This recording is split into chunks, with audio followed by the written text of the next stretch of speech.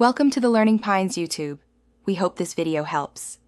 You start by connecting directly to the ZTE router with an Ethernet cable. This prevents accidental lockouts. Open a browser and go to 192, 168, 1, or the address on the device, then enter the admin username and password. Once logged in, make sure you can navigate the web UI. If the web page times out, reboot the router first. You want stable access before changing settings, because multiple attempts or remote edits can trigger provider locks. You now find the Wi-Fi settings area. Go into WLAN or network and check guest, broadcast, or tools sections. Providers hide QR controls in different places.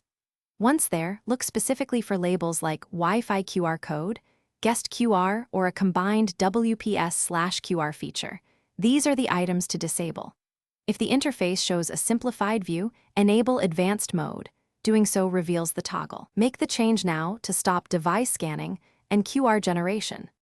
You toggle the QR code feature to off, and while you are there, consider disabling guest SSID and WPS for extra security. These often recreate shareable access.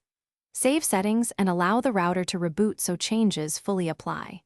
Then test by scanning the old QR and by connecting a device to the network. The code should no longer work. If the option reappears or fails, clear browser cache, try a different browser, or perform a factory reset as a last resort, then reconfigure. Thanks for watching. Consider subscribing if we helped you.